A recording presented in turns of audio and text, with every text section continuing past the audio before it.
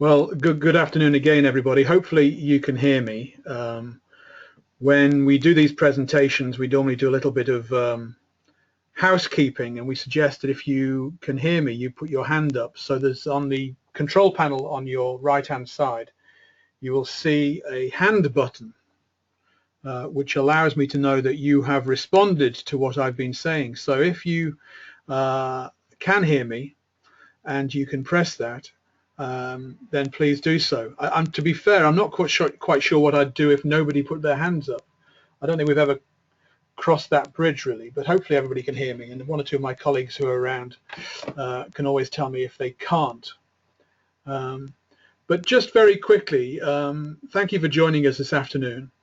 This is intended to be quite a short presentation, although I've managed to give myself more slides than you can shake a stick at to try and put into the positioning of what we are doing and where we are at and what this is about.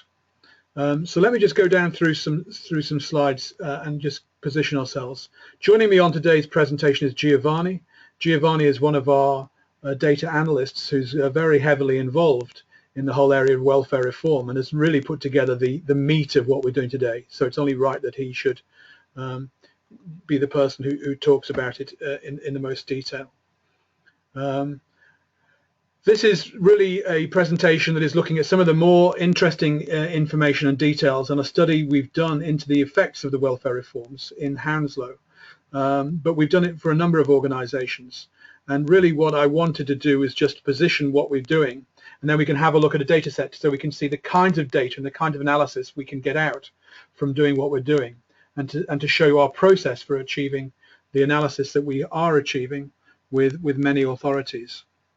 Policy and practices, as you already know, help make the welfare system simple to understand so that you can make the decisions that are right for them. In an earlier presentation today, it was shown a slide that said, if you're trying to do stuff, I've forgotten the exact quote, and Janet could always come on and remind me, but if you're trying to make decisions without data, then you're just another person with an opinion. So what we're trying to do is get into the science of what people are looking at. As an organization, we look at analysis on the impacts of the welfare system, both nationally, locally, and at an individual level. Today's presentation is just focusing on the middle section. What can we do in local areas to understand the local impact of what's taking place? And this is set in a field and in an area where there's an awful lot of stuff going on. We know the whole roadmap that is coming through with the welfare reforms.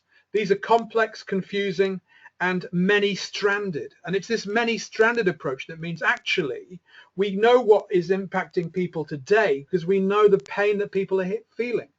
We know that there are issues around people being able to pay their rents and moving into arrears, and there's all sorts of issues around that. But actually, how are the people going to be impacted as we move forward after April this year and all the way up to 2020, which is, of course, the lifespan of this particular government? This was the same question that's been asked in a number of local authorities, and there's going to be a few slides here where we get a number of quotations. Steve Carey in Leeds was saying he wanted to know if the people being clobbered by council tax reductions in council tax support or under occupation are the same people being clobbered by other reforms within the welfare system. And this combined impact on households is typically complex, confusing, and changing. And I do know that many of you are able to do this kind of analysis, looking at the effects of just what will happen on benefit cap or what will happen in a specific situation. But actually, it's this cumulative effect that we think is much more important and much more enlightening as you start looking at the welfare reforms.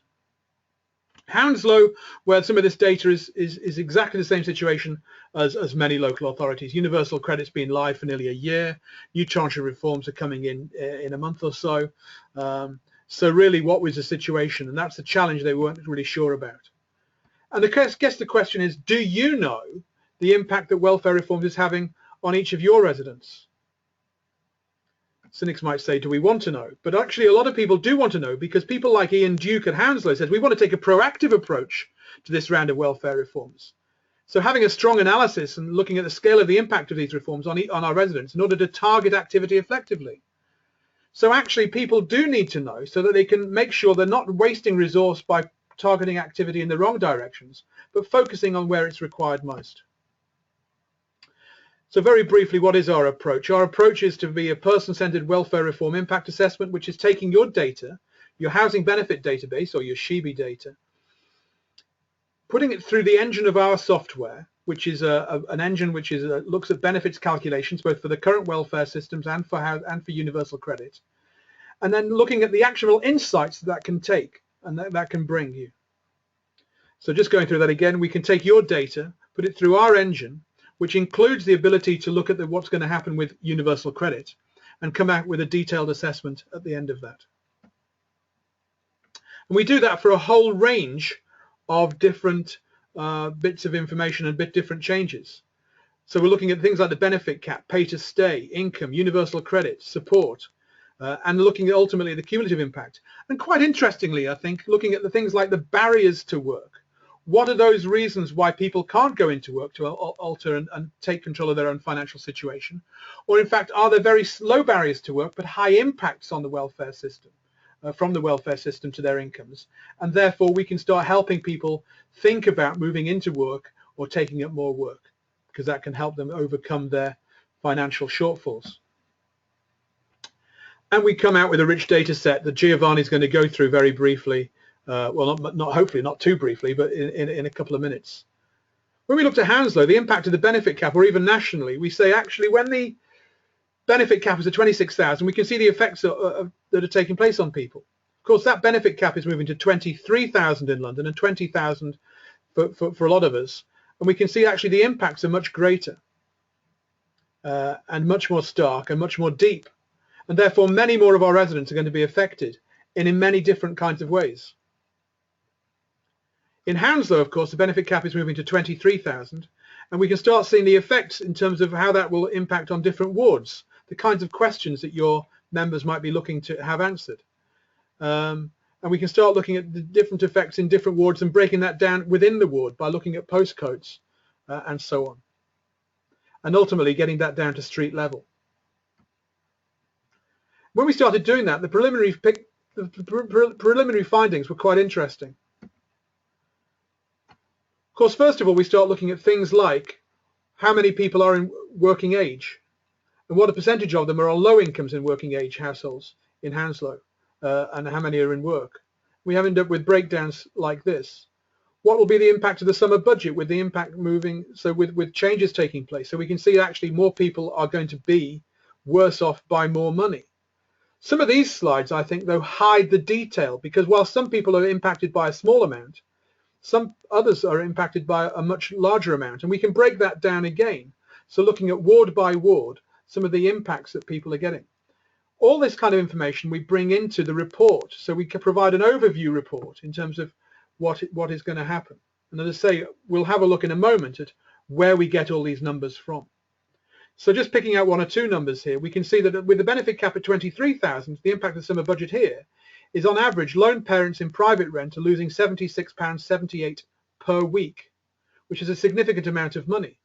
But not only are we looking at those things, we're looking at things like housing reforms in Hounslow, so the pay to stay, removal of housing benefit for the 18 to 21-year-olds, LHA cap for social tenants, and so on. We're able to look at some of these details.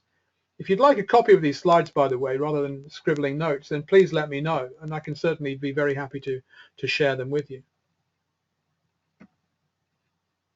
And again, what are the impact on universal credit? Who is, in terms of entitlements, will people be better off, worse off, or will they require, will be no change? And of course, if they're going to be worse off, then they will need transitional protection. And in this particular authority, 47% would be have lower entitlement under universal credit. And of course, we can start seeing the effects of changes in the universal credit reforms in Hounslow. So, for example, reduced work allowance. 80% of households in Hounslow that will be entitled to universal credit will face a lower work allowance. And so those incentives to get people back into work, which we know are being diluted, we can start breaking that down to real analysis in terms of actually what will be really taking place, so that your policies can be much more focused in directing it to the people who need the most support.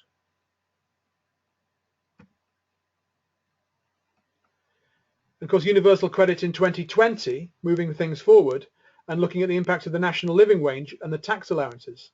So the higher living wage at £9 per hour and higher personal tax allowances only partially mitigate the impact of the transition to universal credit.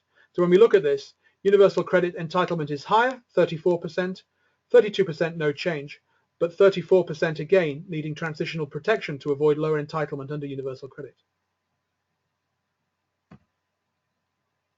So we then come up with a series of recommendations in terms of really what's going to be taking place to identify the exceptions, target support, coordinate work and efforts with partners in the third sector, housing associations, Citizens Advice Bureau and so on, and identify cashable savings. So when we start looking at things like identifying the exceptions, a lower benefit cap will affect 5 times as many households as had been affected before. That's a significant amount, and in some authorities that's been up to 10 times as many. So I guess the question is, do you know how many households and which households are being affected by the benefit cap in your area? And looking at barriers to work, this is another area that I think is very important, certainly with some of the organisations I'm working with, is saying actually we've got high impacts in 2016, but potentially but the barriers to work could be low. So if we look at the green column here, the impacts of the welfare reforms are high, and we can set that barrier to be what you want it to be, that level. We've actually defined that as more than £30 a week loss in income. But we're saying actually there's a lot of people, over 1,000 households, where there's a more than a £30 per week loss in income, but the barriers to work are low. In other words, there's no childcare, there's no disability, and so on, affecting their ability to move back into work. So welfare to work support and provision would help those families potentially alleviate the effects of the welfare changes. And again, proactive steps can be taken. So when we start looking at some of these numbers, we can see the effects of the benefit cap on some of these households. 177 households with more than £100 to £150 per week loss. So we can start supporting some of these most severely impacted by the lower benefit cap and start saying, actually, let's focus on those households first. And of course, if you identify that those households are in social rented sector, then it's a kind of work that your social landlords would be very interested to understand and to be able to support local authorities in order to be able to deliver that kind of information. And if you're listening to this from a housing association, this is the kind of data that your local authorities could have access to. And therefore, we would encourage you to start requesting this kind of analysis coming back to you from them. And again, we can start looking at where this is broken down to. So people who are not in work or carers, not in work disabled, not in work lone parents, or not in work others. And we can see exactly what the changes will be under universal credit in each of these situations. And therefore, making sure that your policies are aligned to the need that you've got for each section of society.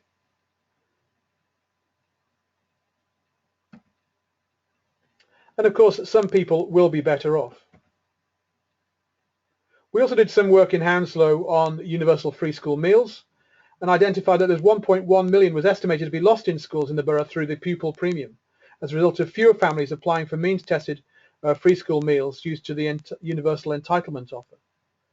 And if this is something you could take advantage of and have an input of finances into your families, alleviating hardship, then this is something that should be certainly looked at. It was a very interesting result of the work we did in Hounslow. We're working with a number of different partners, and of course people are hopefully making better strategic and operational decisions, and they're getting the support to the right people. And they're making the right proactive steps to mitigate the impact of the reforms. Before we move to questions, so I have shot through those remarkably quickly in about 15 minutes. I'm just going to see if we can do some clever little bit of jiggery-pokery. So if I change presenter and try and do this to the right person, difficult for me to get which one is the right one. Am I doing that to the right person?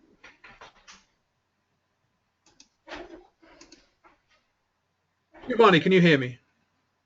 Yeah, Peter, Have I made you the presenter? No. Okay. I'm the only one unmuted other than you. Yeah, unfortunately, it doesn't show that when I'm trying to change presenter. You get. Have you got it now? Yeah. Cool. Perfect. I hope you can see my screen now and you can hear me fine. Thank you, Peter, for the introduction, and well done for going through all those slides so fast. I just want to show you what I personally think is probably the most interesting and powerful aspect of the service that we offer, which is the household level data set that our clients receive once our analysis is done. As you can see, it comes in a very easy to use Excel spreadsheet format. You can apply filters to it, to each of the columns you see. This will make it easier to navigate through the spreadsheet. Each row that you can see corresponds to the households that are present within the SHBE, so the single housing benefit extract, and council tax data.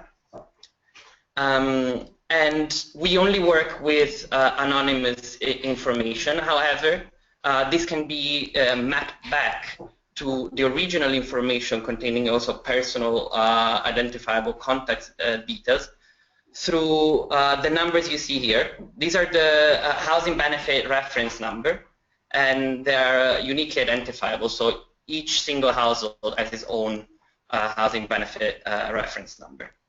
So as you can see from the spreadsheet, we have a number of different columns. After the reference number, we have information about the household, so whether the household is made up of a single person, a lone parent, or a couple. The age group, so whether in pension age or working age. The tenure, whether they live in the social rented sector, in the private rented sector, whether they're owner-occupiers, whether they are in work, or if they're not in work, why. Maybe they're carers, maybe they're disabled. Their weekly rent amount, their amount of earnings, and their amount of savings. This is information that we draw out from the SHBE and CTRS data, the one that you hold. And we run it through our policy modeling engine, and all the following and subsequent columns are in fact the results of the work of data analysis that we do. So each column corresponds to a reform and indicates whether that specific household is affected by that reform and by how much it's either going to lose or benefit from the reform. So we have, I'm just going to go through quite fast as we have quite a few. We have an indicator for the bedroom tax, or the under occupation, and by how much, the LHA cap, whether a household will be affected by reduction to council tax support, whether they are currently affected by the benefit cap at the current rate, so at 26,000, the amount. Peter talked about, exemptions. We help you perhaps qualifying for exemption to the benefit cap, and here we have an indicator. So if they're a carer, they might be exempted to the benefit cap, even though they're currently capped. And you can find out, I'll show you very quickly how, very simply using this data set. So we can filter and to show only households that are affected by the current benefit cap. And you can see that now you're only seeing households that are capped. And now we can check whether they're a carer, for example. So we click on this, select all. There's in this sample, there's one household that is a carer and is capped, and perhaps could qualify for an exemption. This is one of the ways you can really start operationalizing the information that we provide in the analysis. We'll clear the filters and we can resume. I'll show you quickly some other very interesting indicators. Peter was mentioning the free school meals analysis we done for Hounslow. There's an indicator for that as well. And I think what's very, very interesting, it's the lower benefit cap. I know that many of you will be very interested in knowing the impact of this new reform that will be implemented probably later on during the year on your residents. We can again filter only those households that will be impacted by the lower benefit cap. And we can also sort them by the level, so from the highest to the smallest level of income that they will lose as the result of the lower cap. This way, you can really start operationalizing the information provided, perhaps by taking preemptive actions in order to avoid some financial hardship to this household that come October or November of this year might be affected by the benefit cap. And you can do this by simply mapping back the reference number back to your own record, identifying the first name and last name and address, and perhaps send a letter to this household saying, come October or November, your income will be reduced by, in this case, even £200 a week. So this is I think personally, this is a very, very powerful information, a powerful tool for you to really target your resource more effectively. We then have some indicators of other reforms that will become effective as of 2016 onwards, whether the removal of tax credit for the third child, pay to stay, reforms that affect young people, the removal of housing benefit for people within 18 to 21 years old, or the earn to learn reform. Similarly, the application of the LHA cap to the social rented sector that will start to become effective as of 2017, and the amount that these tenants will have to, the shortfall in their housing benefit that this tenant will face. We also have, we also include some indicators of mitigating measures that have been announced in the summer budget, such as additional hours of childcare for a family with children between 3 and 4 years old. Personal tax allowance, so the increase in the personal tax allowance that by 2020 will reach £12,500 per year, and whether the households will benefit also from the higher national living wage.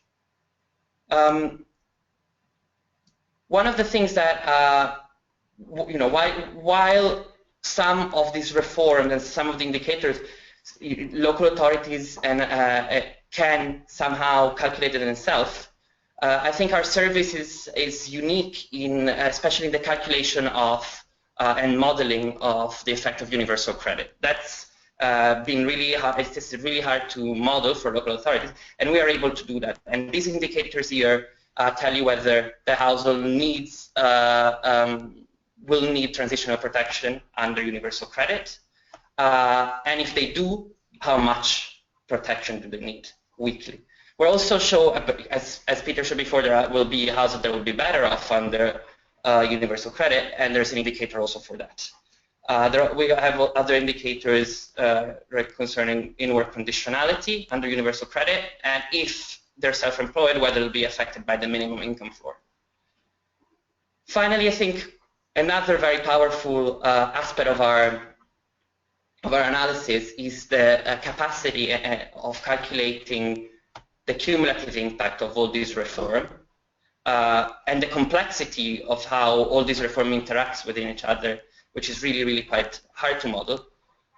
We can do that for the reforms that are already effective. So we have an indicator for what the current impact of welfare reform is.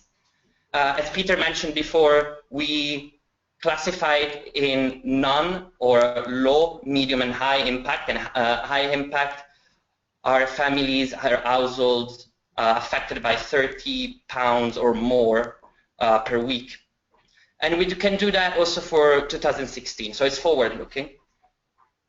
We have the amount and sort of the group of welfare reform impact. We also can do, we can model to a certain level of accuracy the income change for 2020. So assuming that the universal credit will be fully rolled out by then, what the variation in the household income will be. And then, as Peter also mentioned, we are able, by using the information that is contained in the SHBE and the CTRS, to identify whether a household faces low, medium, or high barrier to work. And I want to show you how, this information does not only hold informative implication, but there are very many practical and operational implications that you can derive from the information that is contained in this data set. For example, let's assume we want to look at targeting employment support to those households that have a high impact in 2016. So we can filter the high impact, only showing its household. But at the same time, have low barriers to work. In fact, so these people are set to lose more than £30 a week, but perhaps they face no low or no barriers to work, and they could really improve their financial circumstances if employment support was targeted effectively towards them. And then we also look at, going back here, whether these people are in work or not. So we select only those that are unemployed currently. And this leaves you with a much restricted sample of households. And by mapping them back using the unique identifying housing benefit reference number, is it possible for you to really target your employment support more effectively? A final indicator that I'd like to show you is indicators on rent arrears. In fact, we are able also to identify that might be of particular interest if you are if you're a local authority or a housing association that deals with high cases of rent arrears. And we have indicators of whether the house is in rent arrear and by how much. I think I give you hopefully a comprehensive overview of how to use and how this service and how our analysis can be used operationally and practically. And I'm going to give the floor back to Peter. Thank you. Well, thanks very much for that, Giovanni. That's very helpful. Let me just going to wrap up very shortly, but I'll just show my screen very briefly again. Hopefully that'll come back on. It's a blank screen at the moment because it's just loading something else up. But if you've got any questions, then please feel free to ask them, and you can do that either in the question box or raise your hand, and hopefully we'll pick that up. Just really wanted to fly through. We also not just provide a database back and able to do that analysis, but before we do all of that, we create a report. And this is a report which is obviously, you can see, a number of pages long, and I can just pick out random pages here and say, the kind of stuff we can get to is saying here we provide a full detail for Haringey in this instance, looking at the characteristics of each household. Let's just nip through to a page further in, just pick out page 20. The impact of the summer budget 2015. So we were looking at that kind of information and looking at this kind of level of data. So we would then get into page 32. I don't know what's on there. So we can start looking at different things here. So we provide a full report back to you when we do this analysis of not just the data, but looking at the impacts of the whole range of welfare reforms that have taken place within the authority area, and provide this in an easy to use and very powerful way to look at all the different kinds of things going on, with a whole range at the back end of it of recommendations that we would think about putting into place. So we'll look at the data limitations and the assumptions we've had to make within it, but also a whole range of other recommendations. Use this data and further analysis to identify deliverable cashable savings. So the kind of stuff we can put into here is very interesting. I just really wanted to show that and say it's not just about providing a data set and get on with the analysis yourself. Part of the service we offer is to help do the analysis and make recommendations and work with you to make sure that will then provide real tangible benefits to your residents on the streets where they are. Does anybody have any questions? I'm not quite sure where I picked these questions up from. I know Janet's on the call. She probably knows where to pick these up from better than me. But if anybody does have any questions, then please fire away.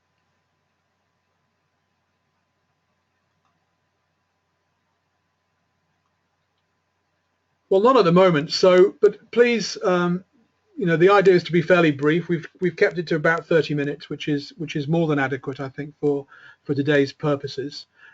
We'd really like to work with you, as many of you as would like to work with us, and provide more information in terms of what the impacts would be for yourselves locally, how much it would cost, what the kind of timescales would be for us to deliver this, and move forward. We're working with an awful lot of authorities at the moment, and this is just one aspect of the work we do. We had a webinar this morning looking at how we work with the authorities in reviewing council tax reduction schemes. That recording for that webinar will be made available, and if you'd like a copy of that, please also come back to us and let us know. But thanks very much for joining us, Giovanni. Thanks very much for your input. Yeah, Peter, I think we have a question. Oh, do we? Great. Yeah, how long does it take to complete this analysis? It usually takes within 6 to 8 weeks. 6 weeks from the time we receive the data from our client. So it's fairly quick, and it's a constant back and forth with the client, if there are questions regarding the data, or if there are specific aspects of the welfare reform package you'll be more interested for us to dive in, we can certainly do that. That's great. Thanks for that. And thank you for picking that one up. That's really good. Okay, well, I will wrap it up at that point if there's no more questions. But you know where we are. You know how to get hold of us. Feel free to come back to us at any time, and we'd love to talk with you. But thanks very much for joining us, and good afternoon.